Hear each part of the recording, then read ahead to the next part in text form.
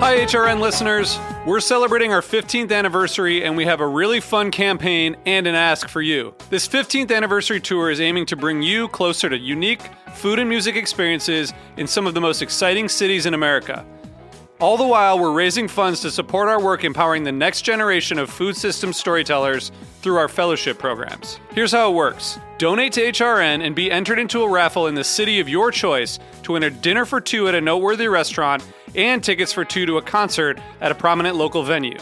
We have incredible partners in New York, Los Angeles, Philadelphia, Nashville, Las Vegas, Charleston, Asheville, and Ardmore, Pennsylvania, who have donated a meal for two and two tickets to a concert of the winner's choice. And all donations help fund our fellowship programs, where we're helping to build essential workforce readiness skills and food system storytelling skills. Check out heritageradionetwork.org/15 to donate and enter to win today. That's heritageradionetwork.org/15. Thank you. You're listening to Heritage Radio Network. With more than 30 weekly podcasts, HRN has something for every food lover. Learn more at heritageradionetwork.org. Support comes from the Pennsylvania Hemp Summit, November 14th and 15th, convening hemp industry stakeholders to learn, connect, and grow. Details at pahempsummit.com.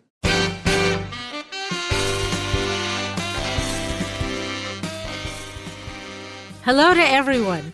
I'm Louisa Caston, your host for Let's Talk About Food, a podcast devoted to first-person storytelling where food plays a pivotal, if not a starring role.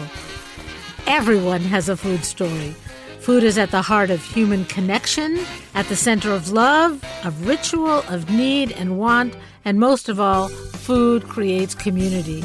And community is what we crave.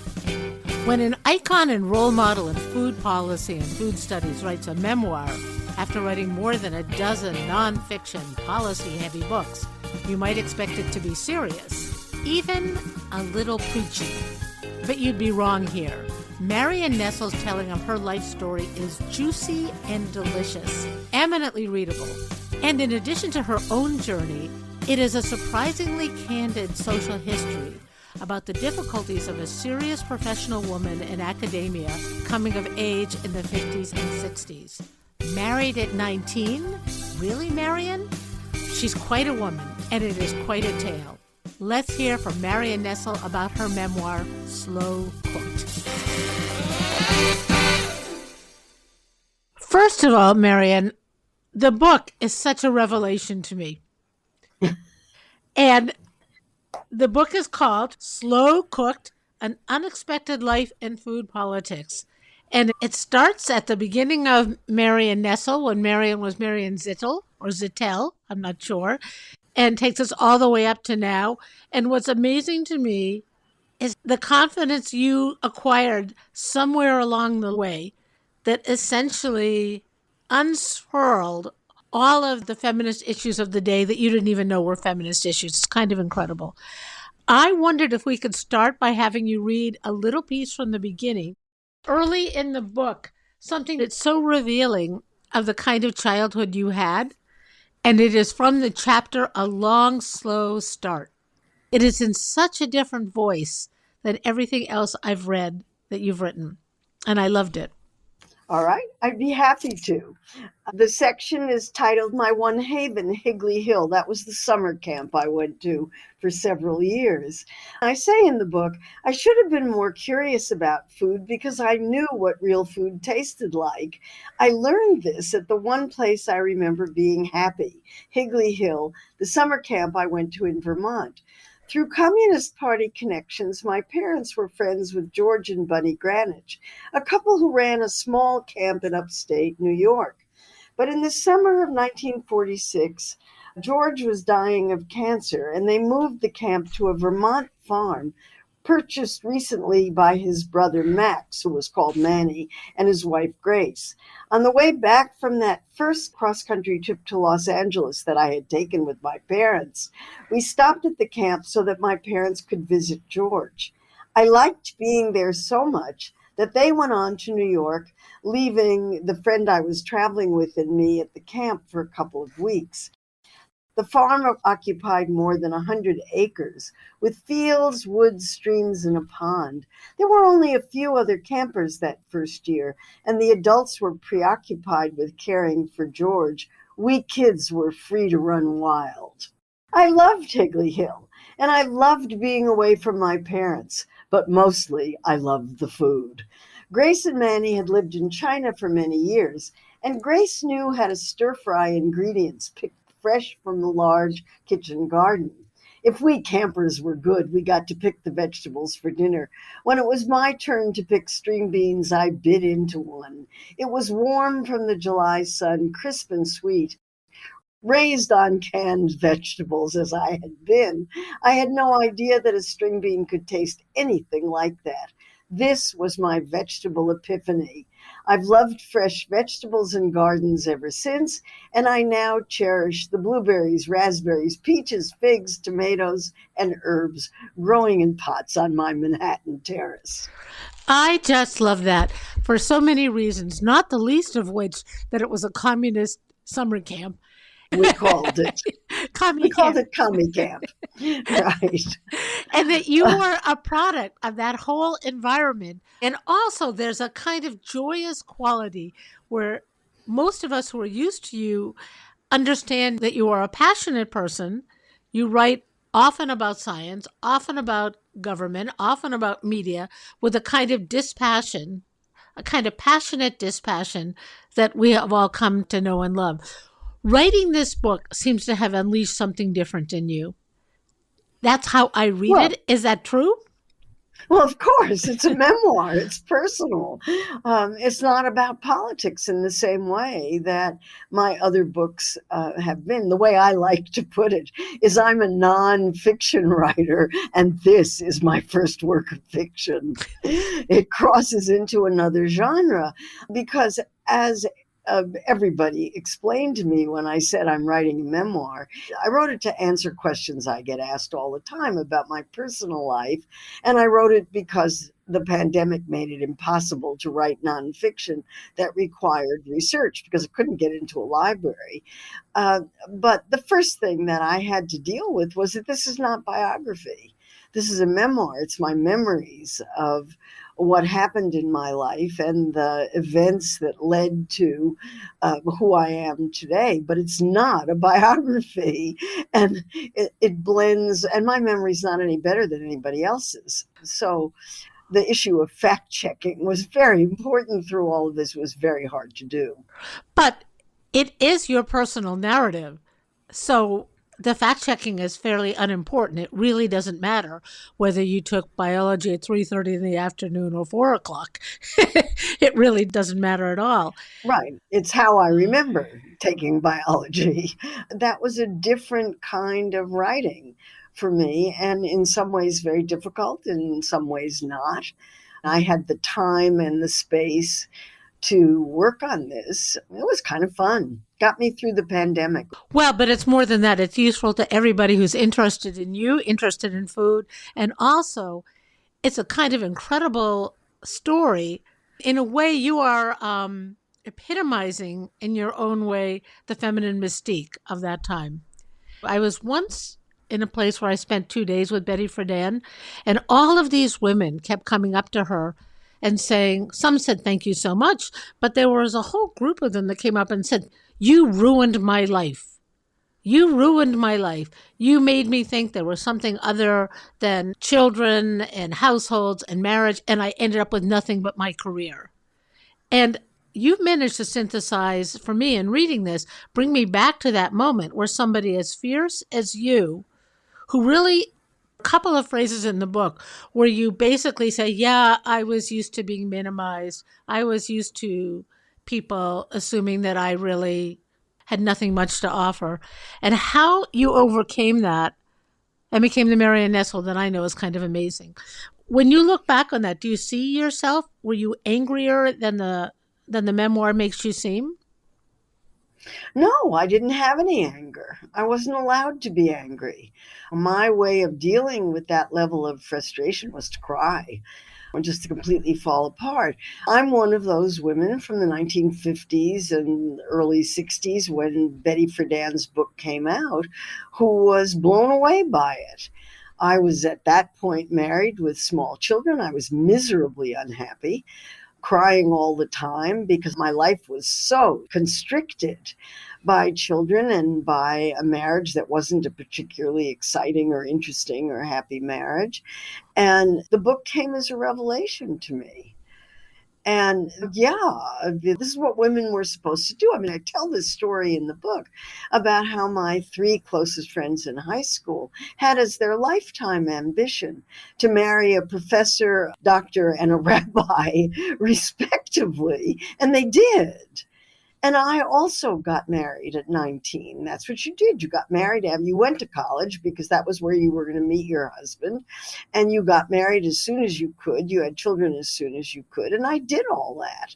But it sure didn't work very well for me. And when Betty Friedan's book came out, yeah, it changed my life. That was in its way life-changing, although I didn't see it at the time. But at least I knew that when the time I finished graduate school, that I would have a job and could support myself and would not need a husband in order to support me and my children. I could do it myself. That was sort of the beginning of the long journey to food politics, which is what I write about in the book, and which is why it's called Slow Cooked. It took me a long time. Some of the pieces that you wrote about when you were in graduate school, and the chairman said, well, you only got this fellowship because no men applied, just resonated like a 10-pound brick for me. And yet you found in yourself this incredible drive to become this excellent student, working mother's hours, as they used to call it, and still do, and did well and went on to this whole career. People write endlessly about the importance of a mentor, but you sure as heck didn't have one in the beginning. No, I really never had one in the sense that you work in an area in which somebody that you're working for keeps an eye out for you. I never had that. I was able at the worst moment in my life and career when I was being fired from the University of California. That's a great chapter. Yeah. I mean, when I was being fired from my job at the University of California, San Francisco, and my marriage was breaking up at the same time, I at least had sense enough to go talk to somebody who gave me very, very good advice, life-changing advice. It was really terrific. This was Phil Lee, who was as close to a mentor as anybody I ever had. But I had to ask for it, and certainly had no idea that you were supposed to have people in your life who were looking out for you. Made a big difference if you did have those kinds of people, but I never did. I think that it was in my character from the beginning to try to make the best of whatever situation I found myself in. Not to try to change it particularly, because I didn't think that changing it was possible. I grew up thinking that my options were extremely limited and I couldn't really change them. I just had to make the best of whatever they were. And that's what I tried to do throughout everything that I was doing, through graduate school, through my first job, through my second job, through my third job, until finally I landed at NYU, which seemed like dying and going to heaven. I've had a wonderful experience at NYU. It was just the right place for me. It was just the right time. And I had the kind of support there that I had never had before. But that was unexpected and seemed like an enormous stroke of luck, and still does, looking back on it.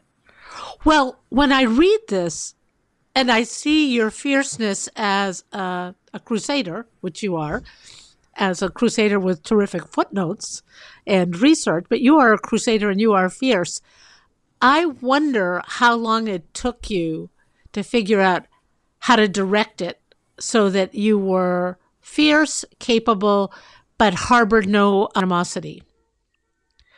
Well, I don't know. I never thought about that. I don't know. It just happened gradually. It took a really, really long time. That's one of the messages, I think, of the book for somebody who's starting. One of the reasons I wrote it was I get asked all the time, how do I become you? How do I do what you do? I want to change the world through food. How do I do it? What should I study?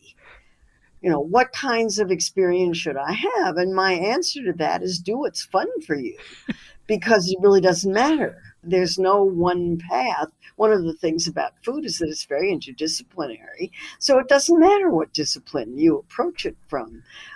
All of them are useful. I did it my way, and I certainly wouldn't expect anybody else to do it my way or take as long as I did. If you want a shortcut, you've got to find your own way to that. So that's one of the messages, I think, in trying to answer those kinds of questions. I don't really know how to. I'm a product of my time and of my history, and I tried to do the best I could with it. And I think that was my goal always, was, okay, this is the situation I'm presented with. What can I do with it? How can I make this situation work so I'm not miserably unhappy all the time? And certainly during the period when I was taking care of children, I had children to take care of.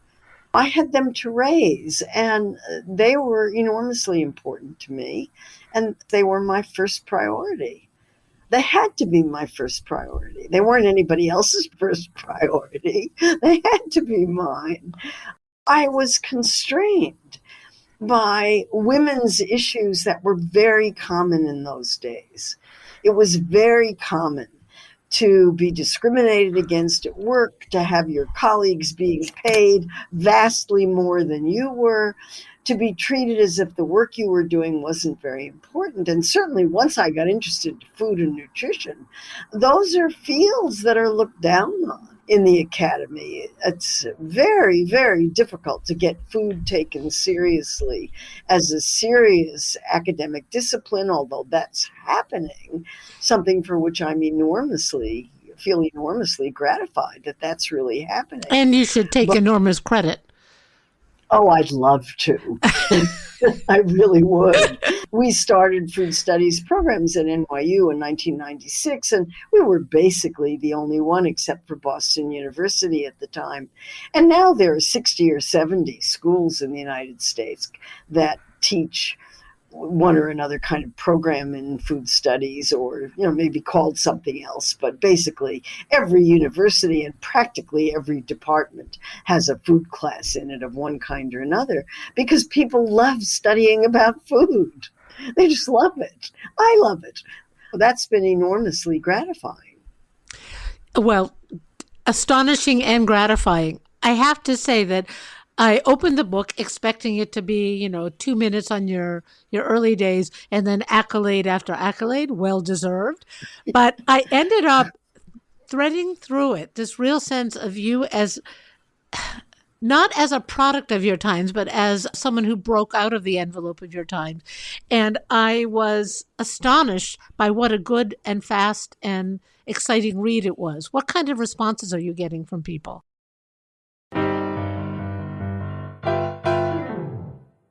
We'll be back with Marion Nestle in a few minutes to talk more about her new memoir, Slow Cooked.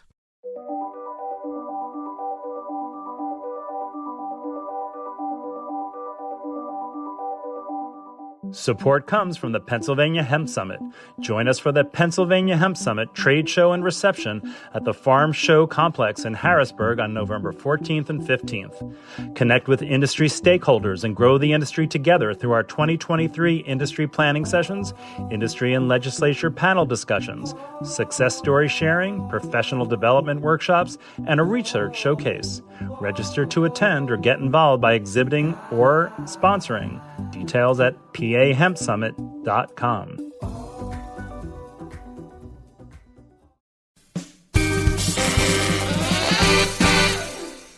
And we are back with Marion Nestle.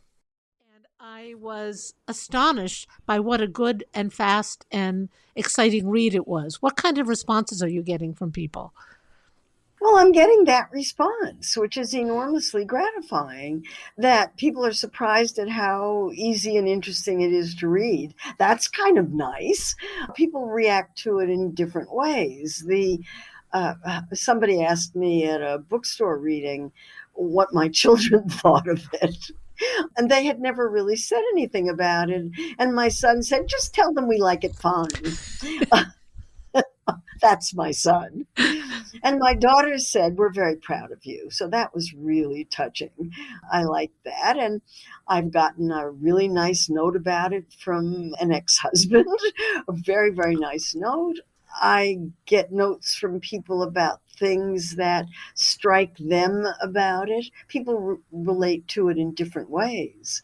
That's been very interesting to see the kinds of things that people respond to.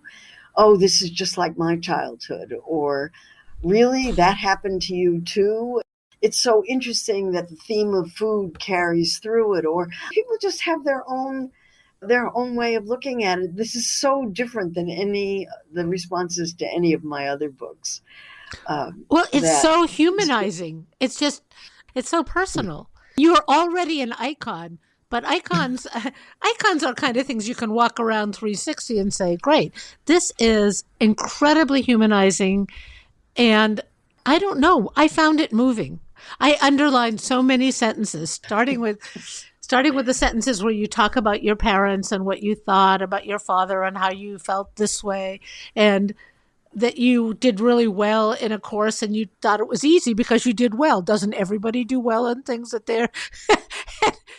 Your awareness of yourself, but your lack of introspection is kind of amazing throughout it. You just dove ahead like an ICBM, really, from one thing to another. I had to. I mean, I didn't feel like I had choices. And the feeling that you don't have choices is very difficult to deal with, but that was certainly how I felt for most of my life, that I had made choices. I chose to get married at the age of 19. Did anybody tell you that was a bad idea? No, that's what everybody was doing. I went to 8 weddings that summer. Everybody was getting married at 19. That's what you did. And that's what you were supposed to do. And I was trying as hard as I could to conform. I had good instincts, and looking back, I can see that my instincts were for the kind of life I wanted to lead, and a kind of life that would make me more interested and happier. I had good instincts for it. I just never thought it was possible. I can't resist telling the Stanford story because this is a memoir. You can't fact check memoirs.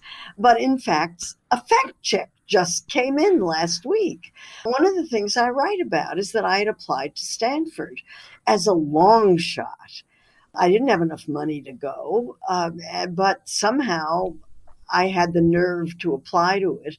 And I went to an academic high school in Los Angeles, and 4 of us applied to Stanford. The only one of the 4 of us who got in was, as I put it, maybe by coincidence, the only one of us who was not Jewish. Last week, Stanford came out with a report on how it had discriminated against Jewish students in 2 Los Angeles high schools, one of which was mine, because they had developed in 1953, the very year that I was applying to Stanford, a policy that they would not accept students from those 2 high schools because they had such a large proportion of Jewish students. Well, that's interesting. I mean, that's a fact check. So, in fact, my comment on that turned out to be grounded in the reality of the time, that if you were a Jewish from those particular high schools in Los Angeles, I went to Fairfax, the other one was Beverly Hills High, you didn't have a very good chance of getting into prestigious private schools. I went to Berkeley, which was the only other school I applied for, which was, in a sense, my safety school because I had very good grades in high school and I was a California resident. I'm very glad I went to Berkeley. I have 4 degrees from it. It's kind of an incredible reminder of the times where you began. Just incredible to me. I really love this book. As I said before, I didn't expect it to be quite so juicy and wonderful and fun to read. But I recommend it to everybody because it's not only a fascinating portrait of an incredibly driven leader who really exploded the field. There's probably very little disagreement on that, the importance that you have been to the world of food studies and food policy and change. But it is also a fascinating portrait of the times that we sometimes fear is coming back upon us. I would imagine every young woman who's interested in food should really read this book. And I hope it comes out in paperback. I hope it gets to be a signed reading because it makes real to me the power of one. You were one person with your own complicated issues who was able to land on your feet, stay focused, not be particularly self-involved, and make all these incredible things happen. And we owe you a debt of gratitude. But there you are, a sort of unmasked as the human behind the icon. Wonderful. Well, thank you. And there is an Audible version, and there's also an electronic version at University of California Press. This is my 6th book with University of California Press. I think it's their first memoir in the food and culture series, and they were a little baffled about how to deal with it. It went through a lot of editing. Well, whatever editing they did, it made it an incredibly smooth, exciting. I kept saying, I want to see how this all turns out. And I kept saying, wait, you know how this all turns out. It turned out. Right. But it was that kind of a book. I hoped it would be interesting for people to read, and it was interesting for me to write. He asked me, was it cathartic? Absolutely. Of course it was. It was looking back on my lifetime memories from the perspective of somebody who reads things very critically. In a sense, it's a critical evaluation of my own life and trying to understand and to make clear what you have to go through to have a life, and that you can't always plan it. And sometimes the unplanned things are the interesting and exciting things, and that you will have adversity and you have to deal with the adversity. And I tried to go through what for me were the most searing incidents in my life, the ones that really caught me up short and hurt or made me realize that what I thought I wanted to do was really not possible. What I called the swimming pool epiphany, for example, which was when I was at Brandeis University as a postdoctoral fellow in the biology department. My kids had a swimming lesson, and usually it was 3/4 of an hour, and I stayed with them one Saturday morning. It was a double lesson. And I thought, well, I'll just go to my lab and there won't be anybody there and I'll get some lab work done. And I walked into my lab and everybody was there. Absolutely everybody. The lab director, the lab technician, the graduate students, the other postdocs, everybody. I thought, okay, that's why everybody thinks I'm not getting any work done. Okay, that's why I'm not getting any work done. I can't be there on a Saturday morning. Who's going to take care of my kids? That was the end of my lab science career on that morning. Just like that. That was the end. I knew I couldn't do it. I just didn't have the kind of childcare support that I needed to go on with a lab career, even though I had options for continuing in the labs of people who later went on to win Nobel Prizes. There was no way I could do that because I just didn't have those support or resources. And so the reality was I needed to take a different kind of job. And of course, that led to a teaching job, which led to my being handed a nutrition course, which led to my getting interested in food and nutrition, which led to the current career. So hard to argue about that. It turned out okay. Or if you want to put it a different way, I made it turn out okay. You made it turn out okay. I always say to my daughters, they're tired of hearing this, there are no wrong decisions. Just each decision takes you down a different path. Right. And you only have one life. You can't retrace those paths. If I look back on it, I think there are lots of different paths. Maybe I would have studied agricultural economics. Maybe I would have gone to medical school. Maybe I would have done other things if I had been a different person in a different circumstance. But these were the circumstances that I had to deal with, and I tried to make the best of them. And one of them worked, I have to say. That nutrition class led me on a path that turned out to be intellectually fascinating to me. I'm fascinated by nutrition and food. I really love it. It brings together a lot of my interests. It worked for me really well. Well, the book works for me. I loved reading it. I've read many of your other books. I'm kind of a Marion Nestle groupie, as you know, and I just loved it. And I heartily recommend it. It's called Slow Cooked: An Unexpected Life in Food Politics.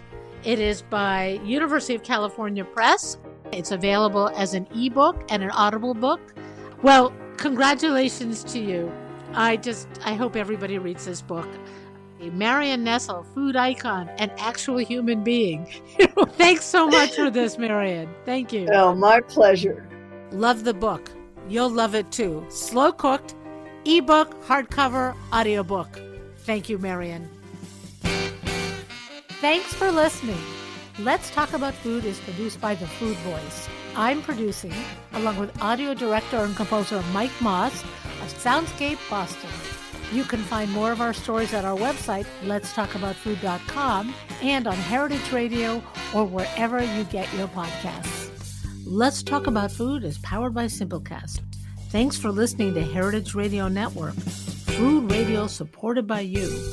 Keep in touch at heritageradionetwork.org/subscribe.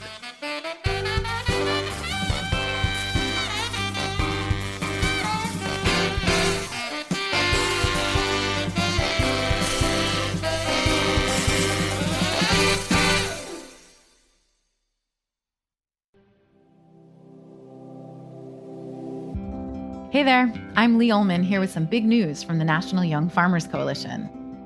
We're partnering with Heritage Radio Network on a special season of The Farm Report. It's all about what's happening with the Farm Bill and how it impacts farmers and eaters. I am growing diversified vegetables on land that's been in our family for 150 years.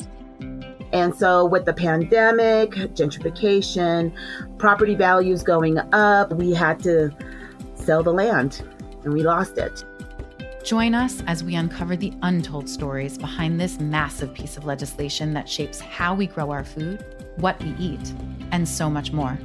The problems we have had, those are things that come from earlier Farm Bill and USDA policy, right? Like Earl Butts, get big or get out. It's my responsibility to know not only what I'm eating, but then like how that all came to be. And realize like, wow, like this piece of legislation, all this money, like it's technically something that I support as a taxpayer.